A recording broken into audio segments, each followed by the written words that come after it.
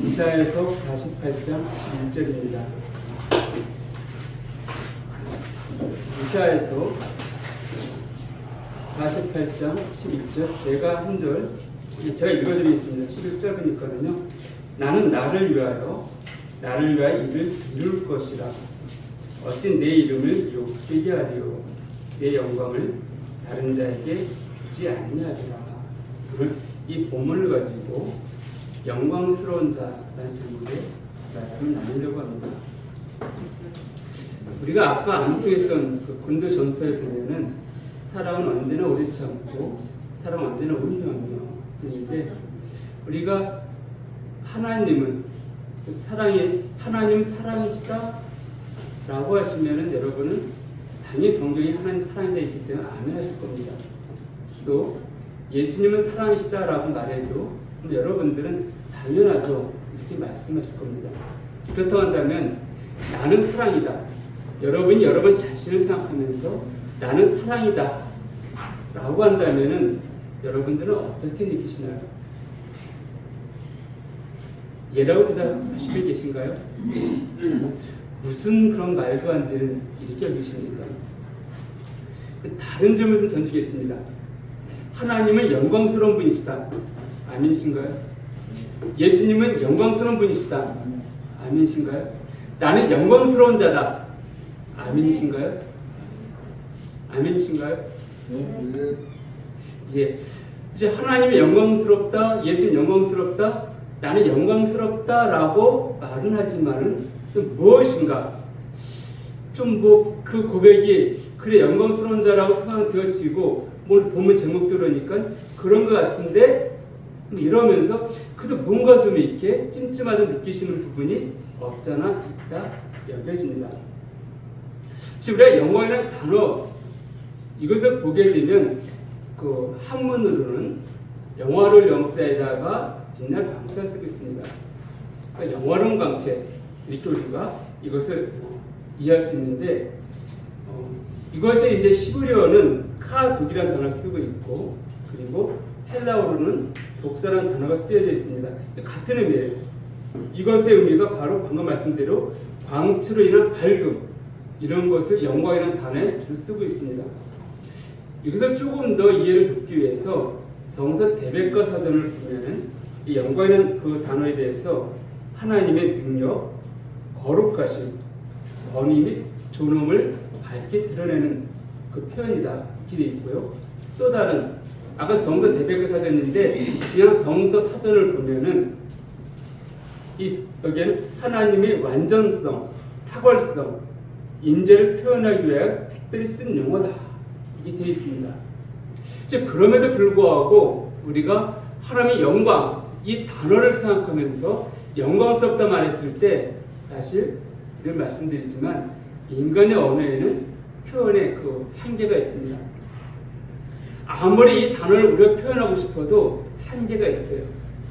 또한 우리가 경험하지 못한 것, 우리가 그 영광성에 대해서 다 이해하지 못하기 때문에 표현하지 못한 부분들도 없지 않아 있습니다. 여러분 이 영광을 그나마도 하나님의 영광하니까 굉장히 아주 굉장히 영광스럽다라고 머리는 좀 이해되는 것 같지만 실제로 내가 그걸 표현하려고 하면 또 그걸 설명해 주려고 하면은 단어에서 말한 그 이상 설명하기가 막막할 때가 없잖아 있습니다.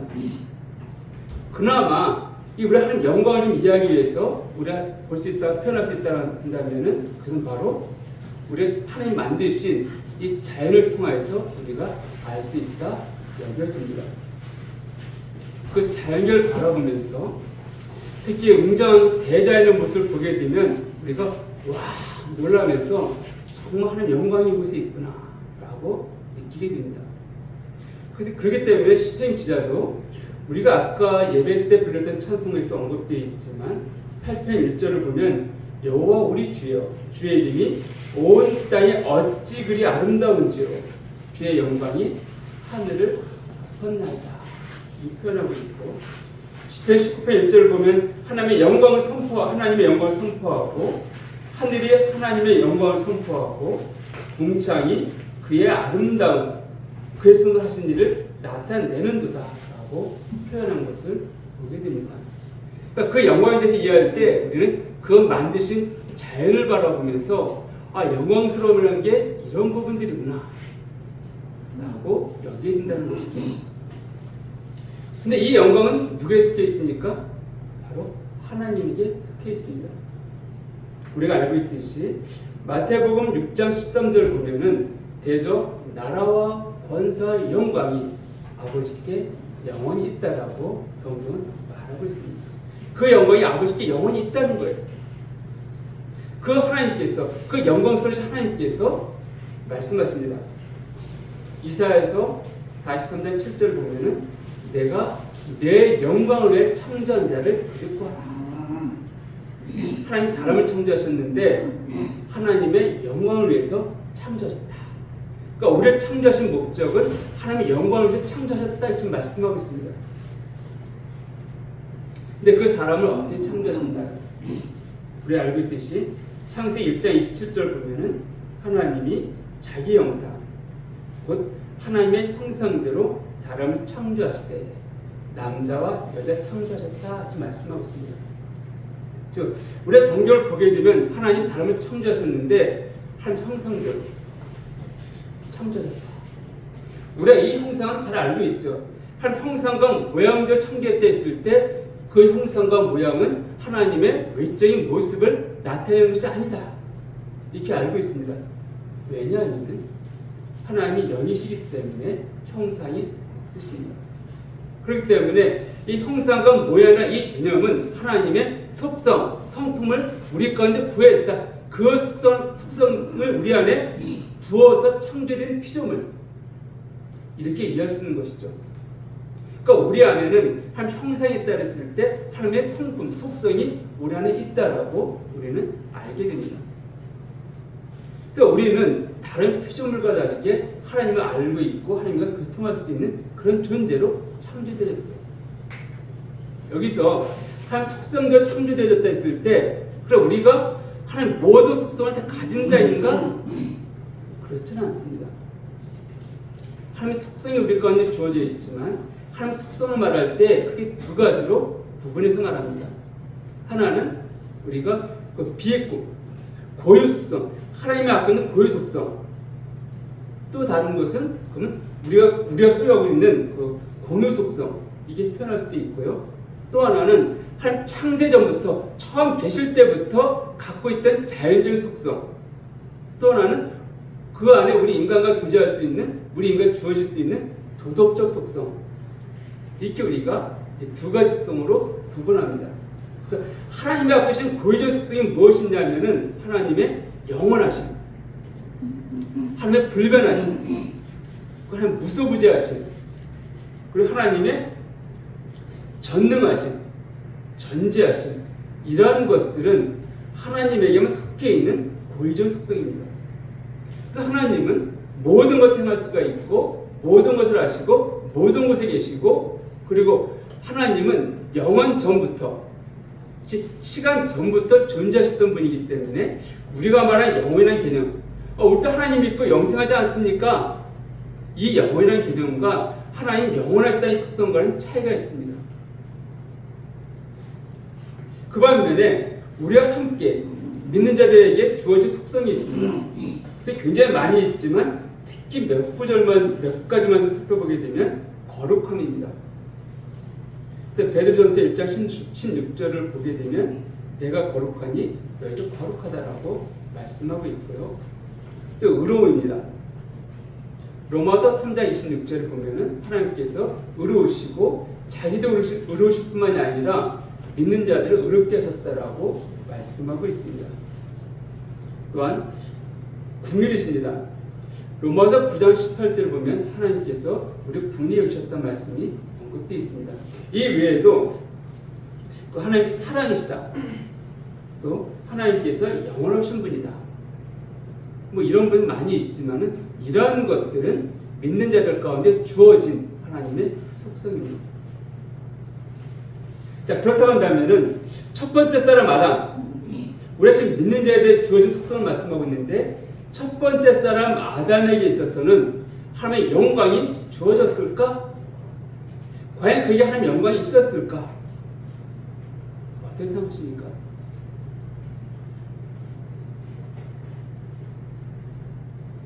여기에 대한 답을 좀 찾기 위해서 출애굽기 29장 37절을 보면은 이런 것이 있습니다. 제가 찾아서 한번 읽어드리겠습니다. 출애굽기 29장 37절에 보면은 너는 이레 동안 제단을 위하여 속죄하여 거룩하게 하라. 그리하면 지극히 거룩한 제단에 드리니 제단에 접촉하는 모든 것이 거룩하리라.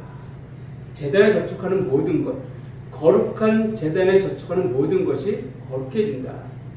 똑같은 말씀이 30장, 출애굽기 30장 29절도 나와 있는데, 자, 거룩한 것에 닿게 되어지면 거룩해집니다. 영광스러운 것에 닿게 되어지면 영광스럽게 되어집니다. 근데 하나님이 인간 창조하실 때 어떻게 창조하셨습니까? 모든 피조물들은 있으라 있으라 말씀을 창조하셨지만 사람은 흙으로 빚어서 흙으로 만들어서 창조하셨다 이렇게 말씀하고 있습니다. 하나님은 사람을 직접 만드셨다는 거예요. 말씀이 아니라 접촉이 있었다는 것이죠. 그렇다면 하나님의 영광스러움들이 당연히 첫사람 아담에게도 주어졌다라고 우리는 믿게 됩니다. 동일하게 첫사람 아담은 무죄한 자였습니다. 죄가 없는 자였어요. 그 죄가 없는 자에게 영광 있는 것들은 너무 당연한 것이죠. 왜냐하면 우리가 알고 있듯이 죄가 무엇입니까? 죄가 무엇인가? 언젠가도 말씀드렸지만 죄하게 되었지만 우리 일반적으로 내가 누구를 미워하고 시기하고 살인하고 도둑질하고 율법에서 말하고 있는 이것들을 죄로 여깁니다. 물론 맞습니다. 그러나 근본적으로 함께 죄라 계신 것이 무엇인가? 왜 사람들이 모든 사람이 죄를 지었다라고 로마서 3장 23절에 말씀하고 있죠. 모든 사람이 죄를 범하였으니, 그렇죠? 그럼 어떻게 되었습니까? 모든 사람이 죄를 범하였으니까 그는 다 지옥 갔다라고 성경은 말하고 있나요? 죄를 지은 결과가 무엇인가요? 예? 예. 죄를 지었는데 그 결과가 무엇인가? 지옥 간 게 아니라 멸망의 심판이 예비된 게 아니라 그 죄를 지었기 때문에 하나님의 영광에 이르지 못했다라고 성경은 말하고 있습니다. 죄를 지었는데 영광을 이루지 못했다는 거예요. 다시 말씀드리면 하나님께서 원하셨던 그것, 아담에게 원했던 그것, 죄를 짓지 않는 것이죠. 왜 죄를 짓기 원치 않으셨는가? 그것은 하나님의 영광을 이루기 위해서, 그 영광을 그게 주시기 위해서 하나님 아담이 선악과를 먹지 않기를 원하셨던 겁니다. 물론 또 아까도 말씀드렸지만 아담이 무죄한 자입니다. 의로운 자예요.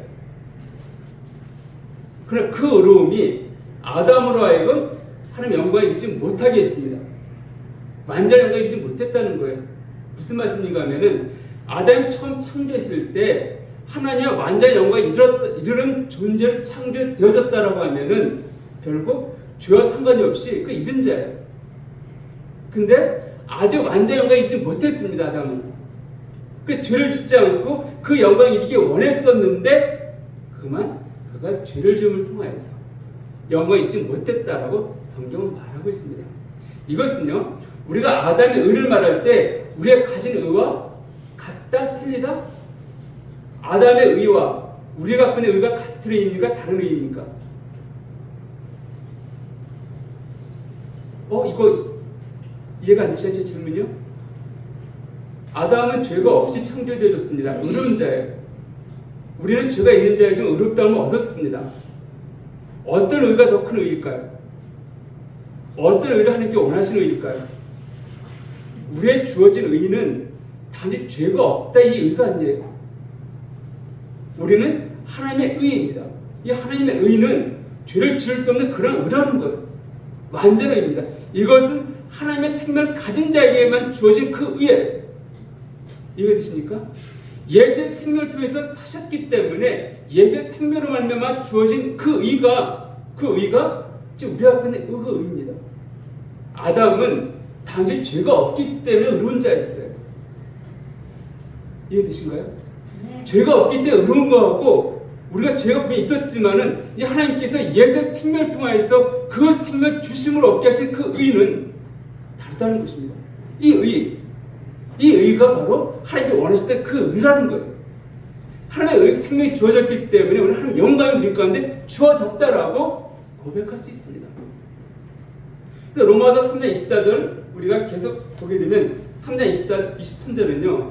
모든 사람이 죄를 범하였으며 하나님의 영광을 잊지 못하였다 이렇게 말씀하고 있죠. 근데 24절에는 뭐라고 말씀하고 있습니까?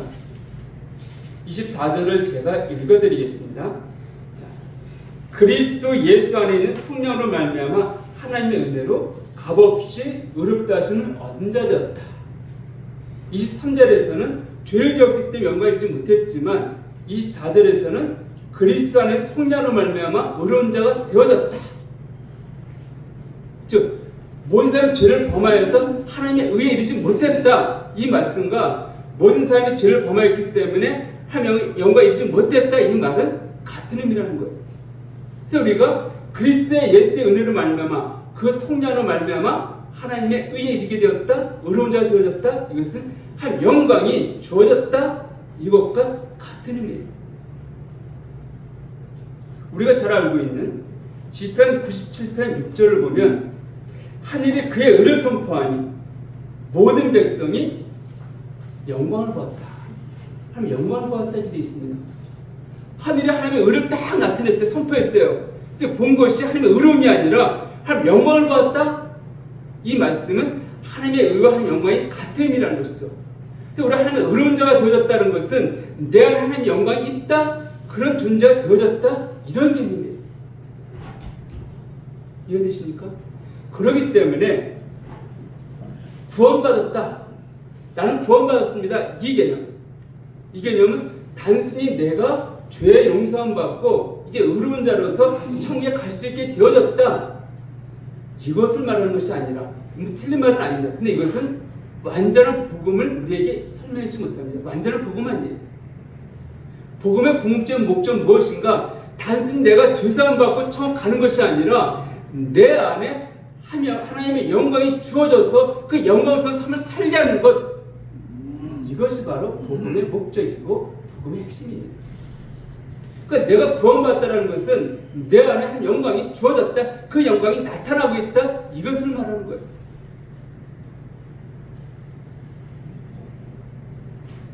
사랑하는 여러분, 우리가 의로운 자가 되어졌습니다. 그렇죠? 근데 그 의로운 자는 내가 보기에 다른 사람 보기에요? 내가 의로운 자인지 아닌지 알 수 있을까요? 없을까요? 알 수 없습니다. 그래요. 의롭다 써붙여 다시 쓴 것도 아니잖아요. 그렇죠? 나는 그 의로운 자가 되어졌습니다. 그런데 제 3자가 보기에는 의로운 자인지 아닌지 확신할 수가 없어요. 그 반면에 내가 영광스러운 자가 되어졌습니다. 이걸 다른 사람들이 알 수 있을까요? 없을까요? 영광. 아까 영광 뭐라 했죠? 영광은 광채는 빛입니다. 빛은 감출 수 있을까요? 없을까요? 빛은 드러날 수밖에 없습니다. 나타날 수밖에 없어요. 그렇지 않아요. 그렇기 때문에 사람들이 내가 의로운 자인지 아닌지는 알 수 없습니다. 보여지지가 않아요. 그러나 내 안에 하나님의 영광이 있는지 없는지는 다른 사람들이 알 수 있다는 거예요. 볼 수 있다는 겁니다. 제가 얼마 전에 한 달여 전인데 길을 걸었는데 여자가 좀 지나갔습니다. 근데 지나고 나서 일주도 안 됐어요. 갑자기 향이 확 밀려 들어왔습니다. 제 안에. 굉장히 좋은 향기가 확 제 코를 자극을 했습니다. 제가 한번 돌아본 적이 있어요. 그 향기 때문에. 아마 굉장히 좋은 향수를 뿌렸기 때문이 아닐까 여겨집니다. 마찬가지로 우리가 영광이 있습니다. 그 빛이 있다라는 거예요. 그 빛은 감출 수가 없습니다. 내 몸에 뿌려진 향기가 감출 수 없는 것처럼 내 안에 있는 그 영광스러운 광채는 결코 감출 수가 없는 거예요. 드러날 수밖에 없습니다. 그 사람들이 내 삶을 보면서 예수 믿는 자 저렇구나. 하나님이 저런 분이구나. 이렇게 이해할 수 있다는 거예요. 볼 수 있는 겁니다. 이것이 바로 우리 구원의 큰 목적이라는 거예요. 단순히 나를 구원받아서 천국 가게 하는 것이 아니라 이 세대 가운데에서 하나님의 영광이 어떠한지를 나타내게 하시기 위해서 하나님은 우리를 구원하셨다라고 성경은 말씀하고 있습니다. 이것은요, 예수님의 생애를 통해서도 알 수가 있습니다. 예수님께서 이 땅에 태어나실 때부터 하늘에는 하나님 영광이라고 표현되어 있는데, 예수님 삶을 한번 잠깐 보면은 요한복음 17장 4절에서 예수님 고백하십니다. 아버지께서 내게 하라고 주신 일을 내가 이루어 아버지를 이 세상에서 영원롭게 하였습니다. 아버지를 이 세상에 영광스럽게 했습니다. 그러니까 예수님께서 내게 맡겨주신 그 일을 내가 함을 통해서 하나님께 영광을 나타냈다 고백하고 있습니다. 또한 요한복음 13장 31절에서도 만찬상에서 그 가룟 유다가 나갔습니다.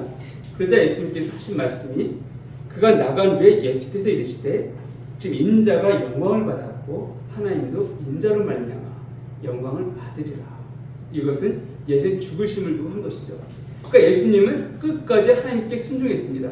그 순종의 삶을 통하여서 하나님의 영광을 나타냈다라고 성경은 말하고 있습니다. 이게 우리가 본으로 삼고 있는, 우리가 가장 우리가 본이 되고 있는 그 예수님의 모습이었습니다. 그렇다 한다면 하나님 우리 가운데 어떤 삶을 원하실까요? 빌립보서 1장 11절을 보면 성경이 이렇게 말씀하고 있습니다.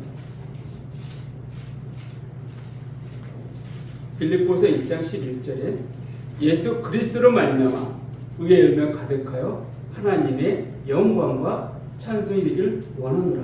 누가요?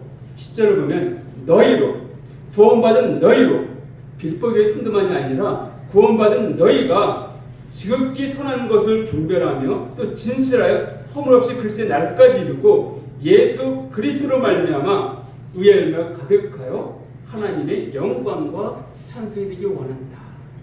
누가요? 우리가 구원받지 않은 우리에게 하나님 말씀하십니다.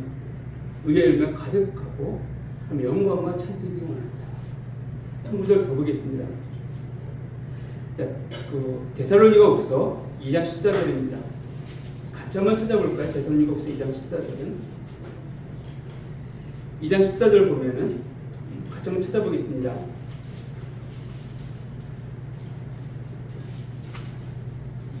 이를 위하여 우리의 복음으로 너희를 부르사 우리 주 예수 그리스도의 영광을 얻게 하려 하심이니라. 자, 이를 위해서 우리의 복음으로 누굴 불렀다고요? 왜 불렀다고요? 그리스도의 영광을 얻게 하려고. 뭐 다른 의견은 나눠주게 하려고. 그러니까 우리가 복음을 전하고 하나님께 우리를 구원하신 그 이유는 하나님의 영광을 나눠주기 위해서요. 누구한테요? 너희. 누구요?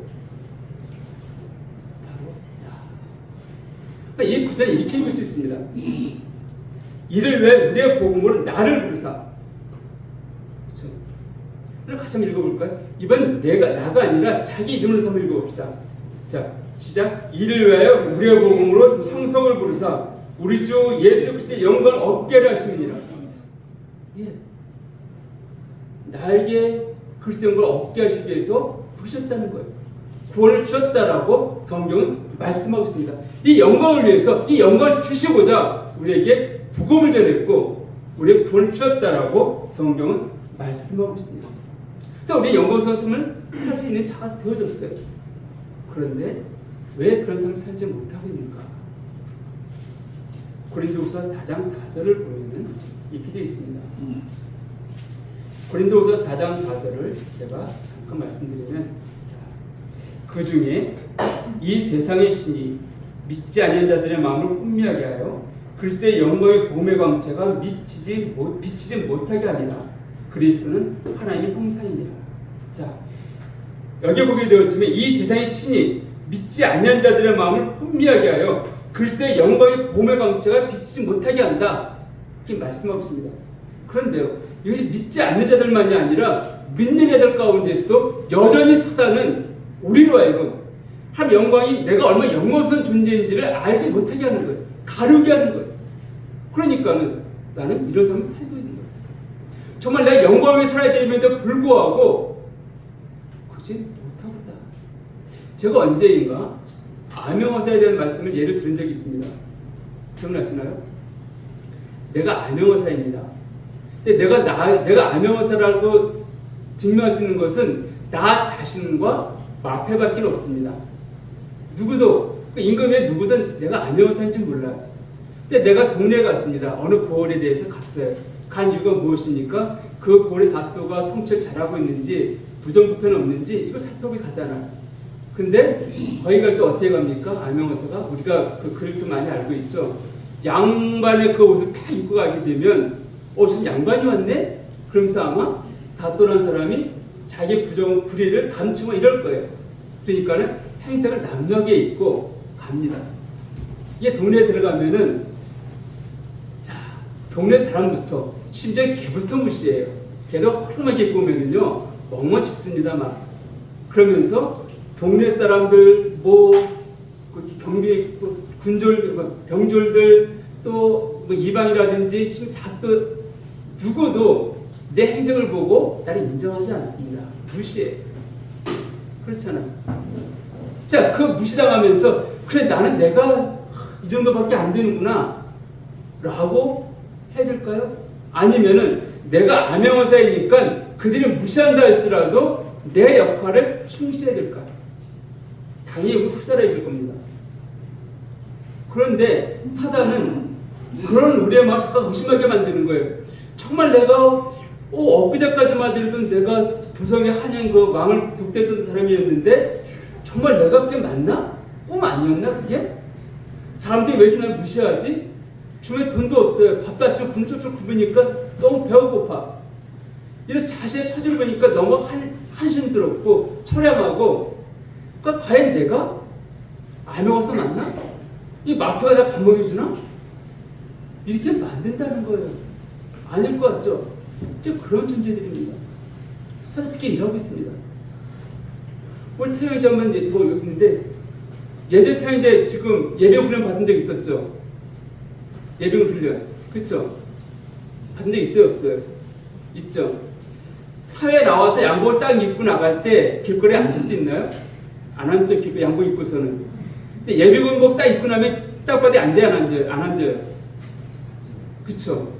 내가 바뀐 게 아니에요. 단지 내 생각이 바뀌니까. 저는 내가 사회인이고 이제 양복 입고 다니던 사람인데 그런 양복 입고 사회인이 내가 아무 데나 앉으면 사람들 손깍질할까봐 안 앉습니다. 힘들어도. 근데 예비군복 입고 있으면은 그냥 앉아요. 사람들이 뭐라 난 예비군이야 그냥 이 생각 때문에. 내가 바뀐 게 아니고 내 생각이 바뀌어서 그런 거예요. 우리가 이 땅을 살아가면서 내가 바뀌지 않습니다. 내 신분이 바뀐 게 아니에요. 근데 사단은 내 생각을 자꾸 혼배하게 만드는 거예요. 너는 구원받았다라고 내게 하나님 영광이 있다라고 무엇이 영광이야? 보여줘봐. 너 그렇게 살면서 네가 무슨 영광이 있다라고 이렇게 만드는 거예요. 그러니까 자꾸만 듣다 보니까는 정말 내가 영광스러운 자니까 난 아닌 것 같은데 위축되게 됩니다. 위축되게 되죠. 네, 여러분. 그 암행어사가요. 다음에 다 무시한다 할지라도 왕이 그 왕을 독다신 사람이 그 도시에 그 고을에 누가 있을까요? 사또가 왕을 독대할 수 있을까요? 아니면 그 고을의 제일 부자가 왕을 독대할 수 있을까요? 아무도 없습니다. 오직 암행어사만 왕과 일대 독대할 수 있는 사람이 암행어사밖에 없어요. 남들이 뭐라든지 간에 그 왕에게 직접 삼손을 올릴 수 있는 사람은 암행어사밖에 없습니다. 사또도요 거쳐서 올릴 수밖에 없습니다. 암행어사 그런 존재. 우리가 어떤 존재입니까? 남들이 뭐라고 하든 가진 것이 없을 수 있어요. 그럼에도 불구하고 만왕의 왕이신 하나님을 얼굴과 얼굴을 맞댈 수 있는 사람이 누구입니까? 나예요. 나. 그 하나님께 내 마음에 어떠면 올릴 수 있는 사람이 누구입니까? 나예요. 기도할 수 있잖아요. 아무리 땅에서 사람들이 알아주고 권력이 있고 높아지고 내가 보기에 이렇게 보는 이럴 수 있습니다. 어떤 사람에 대해서는요. 그렇다 할지라도 그들 한게 일대 독대하신 자들이 아니에요. 누가 큰 자입니까? 이 땅에서 대통령이 큰 자입니까? 이 땅에서 그럴 수 있겠죠. 그런데 대통령이 큽니까? 하나님이 크십니까? 어리석은 질문이죠. 만왕의 왕이신 만주의 주이신 그 하나님을 내가 대통령이니까 나 독대할 수 있어라고 할 수 있을까요? 내가 대통령이니까 내가 이 대한민국 제일 바쁘니까 내가 요청하면 하나님께서 일할 수 있어. 이럴 수 있나요? 전혀 아닙니다. 그럼 누가 큰 자인가? 누가 영광스러운 자인가? 바로 우리라는 거예요. 나라는 겁니다. 사람들이 뭐라든지 간에 나는 그런 존재예요. 그런 존재이기 때문에 그런 삶을 살 수 있는 자라고 또 살아야 한다라고 성경은 말하고 있습니다. 속지 마세요. 예비군복 입었다고 내가 일반인이 아니에요. 나는 우리 사회인이에요. 내 생각은 나는 사실 인정받고 존중받는 사람이에요. 이런 것처럼 우리가 사단이 미혹되기 때문에 그 영어성을 잊어버리니까 어떻게 합니까? 사람들이 箴 5장 44절 보면 너희가 하나님께로부터 온 영광을 구하지 않냐고 서로의 영광을 구한다 되어 있는데 서로 자기 자랑합니다.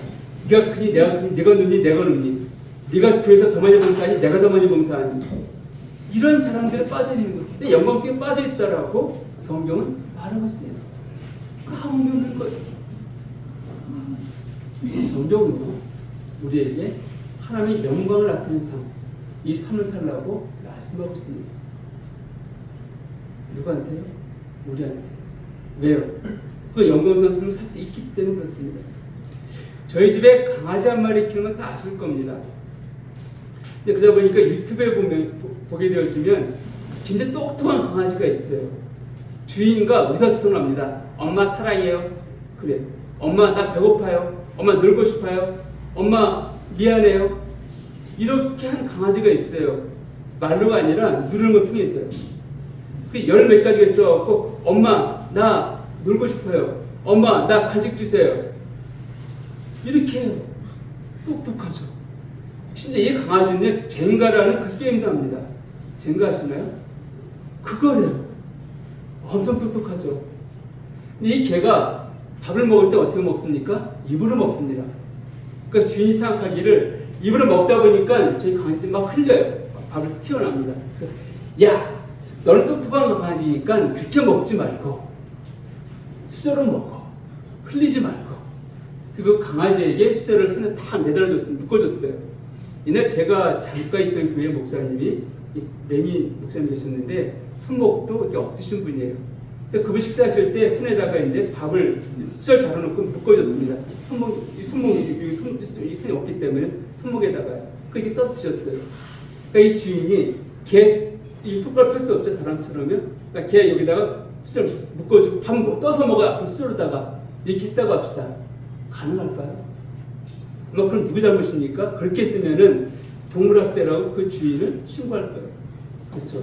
왜요? 걔는 근무시설 들 수가 없습니다. 먹을 수가 없어요. 그럼 사람은요? 사람한테 만약에 입으로 먹으라면 우리 사람 학대죠. 이것은 언제 사람이 입으로 먹습니까? 아기 때는 입으로 먹어요. 아기 때는 엄마 젖을 먹을 때 입으로 먹습니다. 근데 그 이후로는 입으로 먹지 않습니다. 수저로 밥을 먹는다는 거예요. 가리키니까 내가 사람인지 알게 되니까. 마찬가지로 하나님께서도 영광스러운 삶을 살 수 없는 자에게 하나님 영광을 살라고 요구하지 않으십니다. 말씀하지 않으신다는 거예요. 그 영광이 우리에게 주어졌기 때문에 그 영광이 우리 안에 있기 때문에 이제 영광스러운 삶을 살 수 있는 존재가 되어졌기 때문에 그 삶을 살라고 말씀하고 있습니다. 우리가 예수 믿을 때 주님의 내 안에 들어오셨다고 말씀하고 있습니다. 근데 그 주님은 어떤 분이십니까? 요한복음 2장 14절 보면 말씀 주시니 우리 가운데 거하시니 우리가 그의 영광을 보니 아버지의 독생자의 영광이다. 그 영광, 아버지의 독생자 되신 그 영광이 누가 안에 있다고요? 우리 안에 있습니다. 그 영광이 내 안에 있는 것, 내 안에서 그 영광을 나타내고 있습니다. 또 요한복음 16장 13절 이하 보면은 성령이 너에게 오시리니 그가 내가 너에게 무한한 모든 상하게 하고 그가 내 영광을 나타낼 것이다 라고 주님 말씀하셨습니다. 성령이 우리 안에 거하시는 이유는 바로 예수님의 영광을 나타내기 위해서 우리 안에 거하신다라고 말씀하고 있습니다. 그렇기 때문에 내가 구원받았다? 내 안에 성령이 거하신다. 이런 고백을 우리가 한다라고 하면은 우리는 영광스러운 삶을 살 수 있는 그런 자다. 이게 아멘이 되는 거예요. 그러니까 내 안에 성령이 거하시기 때문에 하나님 우리로 하여금 영광스러운 삶을 살라고 말씀하고 있는 거예요. 우리 안에 그 영광이 없는데 살라고 말을 요구하시는 그런 분이 아니에요. 그럼에도 불구하고 우리가 그 영광스러운 삶을 살지 못한 이유가 있습니다. 왜요? 그 영광을 우리가 보지 못했기 때문에 그렇습니다. 보지 못했다고 한다면, 알지 못했다고 한다면 살 수가 없는 것이죠. 요한복음 12장에 보면은 마리아가 나옵니다. 그래서 그 마리아가 예수 식사하는 데 와서는 향유를 깨뜨려서 발에 부었습니다. 그 제자들이 놀래갖고, 야, 그 비싼 향유를 깨뜨려갖고만 이러고 있습니다. 비싼 향유예요. 그 향유는요, 단순히 비싼 것만이 아니라 이 마리아의 인생이 걸린 향유입니다.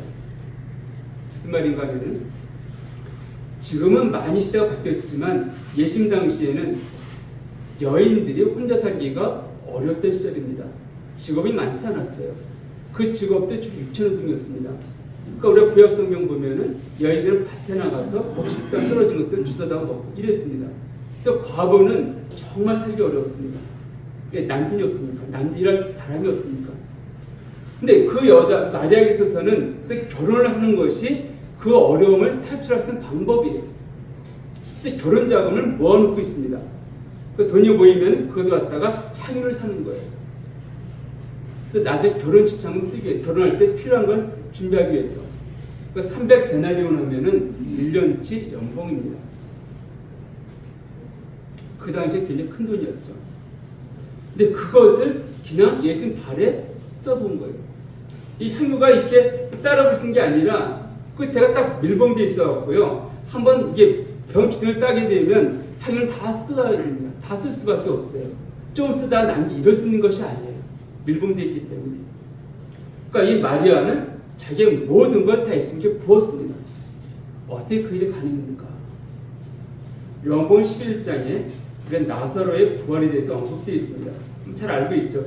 이 마리아는 예수님의 그 나사렛 동생으로 우리가 여기고 있는데, 요한복음 11장 그 40절에 보면은 예수께서 이르시되 내 말이 네가 믿으면 하나님의 영광을 보리라 하지 아니하느냐 하시니, 이게 무슨 말인가 하면은 나사로가 죽어서 무덤에 있습니다. 예수님이 오셨어요. 그 나사렛에 있는 그 무덤 입구를 막고 있는 돌을 치우라고 요구하십니다. 그러니까 마리아가 주님 그렇게 하지 마십시오. 이미 사흘이 지나가고 썩는 냄새가 진동할 겁니다. 그러니까 그렇게 하지 마시고 그냥 저건 놔두세요. 아무리 당신께서 나사를 보고 싶다 할지라도 죽은 모습 이제 끝났습니다. 썩어있기 때문에 그냥 놔두시기 바랍니다. 이런 요청 가운데 하신 말씀. 네가 내 말을 네가 믿으면 하나님의 영광을 본다고 하지 않았느냐? 너 내 말 믿어? 믿으면 하나님의 영광을 본다고 하지 않았어? 그러니까 그걸 돌을 치워놔. 그래서 돌을 불렸습니다. 그리고 예수님 뭐라고 말씀하시죠? 나사로야 나와라. 그러니까 나사로가 나왔습니다.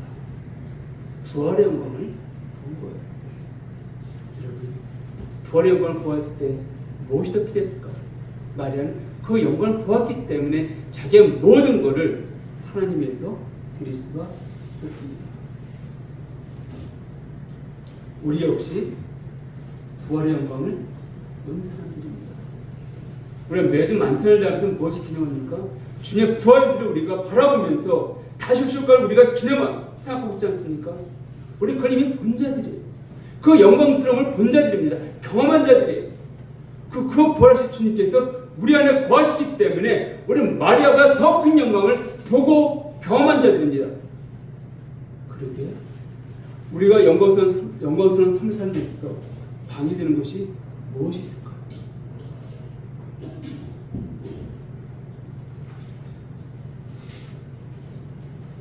저희는 말씀 정리하겠습니다. 요한계시록 보면은 우리가 백보자 심판 앞에 설 때가 있다라고 말씀했습니다. 하나님의 심판대 앞에 설 때가 있다라고 성경은 말하고 있습니다. 예. 우리가 이 심판 영생의 영벌 심판대가 아니라 믿는 자들이 하나님의 보좌 앞에서 우리의 새로운 삶에 대해서 우리가 심판받을 때가 있다라고 성경은 말하고 있습니다. 우리는 모든 것들이 주 앞에서 다 드러날 것이에요. 그때 주님께서 너는 어떤 삶을 살느라고 물어보신다라고 하면 여러분 그 질문에 대해서 답변을 준비하고 계십니까? 정말 내가 너를 위해서 모든 걸 주었는데 너는 나를 위해서 무엇을 주었냐? 어떤 삶을 살았냐라고 물으신다고 하면 여러분 뭐라고 답변하시겠습니까? 지금 엘리 우리가 잘 알고 있죠? 이번의 고백은 우리에게 그 답변에 대해서 아마 답을 준다고 믿습니다. 영원한 것을 위해서 영원한 것을 버리는 일 참으로 가치는 일이다. 영원한 것을 위해서 영원하지 않는 것 버리는 것 포기하는 것은 가치는 삶입니다. 저와 여러분이 그런 삶을 살기를 기도합니다. 기도하시겠습니다.